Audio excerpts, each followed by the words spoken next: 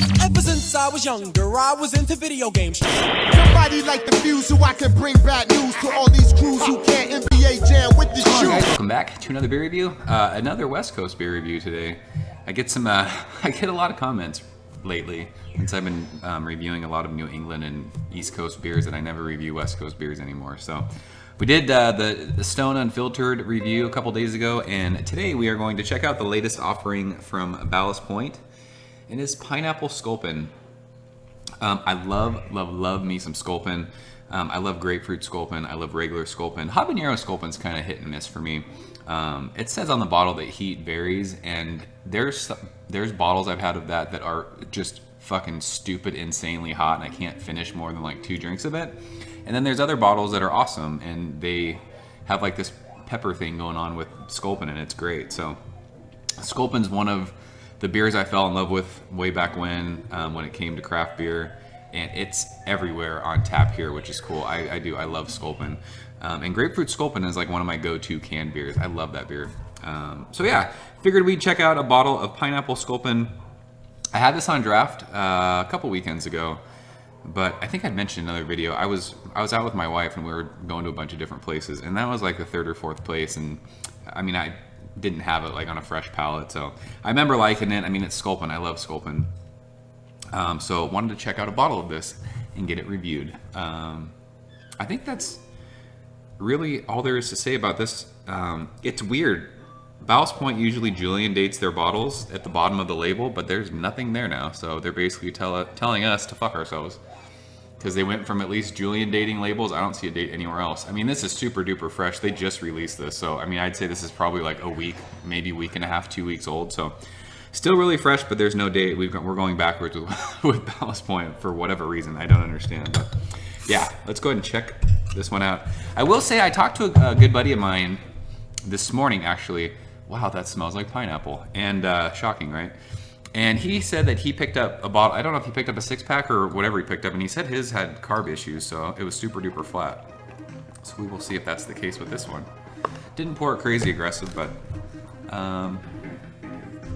no, it's looking all right. I mean, there's not a ton of carbonation. You can see little bubbles, going up to the top of the glass. The head's dissipating pretty quick, but it's not crazy carbonated. But I don't think this is flat by any means. It's classic West Coast. It's that kind of tangerine orange. I mean, it's darker on camera, but it's that tangerine kind of orangey copper looking color. Crystal clear. You can see my face through that. There's about a finger of bright white head with that pour. It is dissipating quickly. It's just kind of like that just soapy, sudsy bubble. So this looks exactly like Sculpin, and it looks exactly like a West Coast beer. So I could smell pineapple when I open that.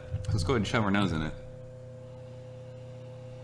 Yeah, this is very much pineapple forward. And I will say, when I had it on draft, the aroma was not pineapple forward, and the taste, the pineapple was there, but it wasn't crazy pineapple-y. This smells like a completely different beer.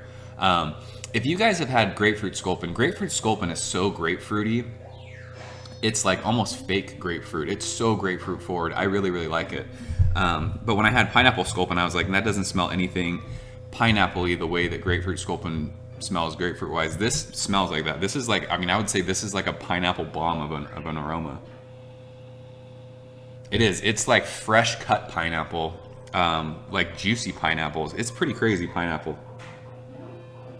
Tropical fruits are there. It's that, I mean, you still get that Sculpin aroma. It's like, it's tropical fruity. It's, I mean, there's a little bit of citrus. There's like that dankness that you're used to with Sculpin.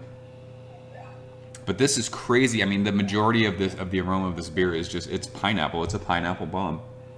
And it smells really, really juicy, and you don't get that with a lot of West Coast beer. So the aroma on this is really, really good. So yeah, let's go and dig in. Cheers.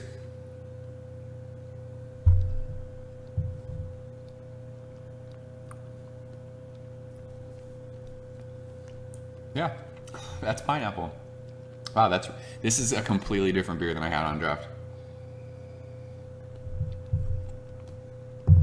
I will say though, and I don't know if it's because pineapple and grapefruits are so different, it's not pineapple-y the way grapefruit Sculpin is grapefruit.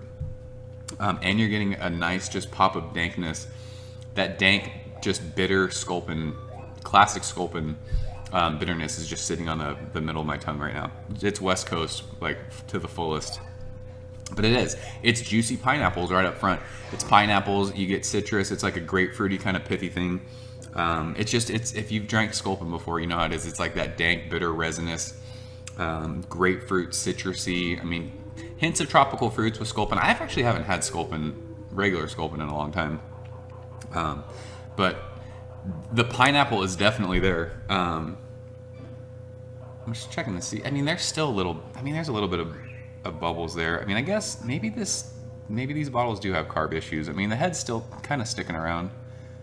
It's not crazy effervescent on your tongue, I will say that. But yeah, the pineapple's there. It tastes like freshly cut, juicy pineapples. I think Sculpin 7%. Super easy drinking, finishes dry, bitterness is there, it kind of lingers. But it's very well balanced. You are getting like that sweet kind of West Coast maltiness that you get with a lot of stone beers, Ballast Point beers. It's just like that note. It's like I don't really know how to explain it. It's like a sweet kind of bready thing. But the pineapple in this is outstanding. It's super duper pineapple forward. So like I said, completely different beer than I had on draft.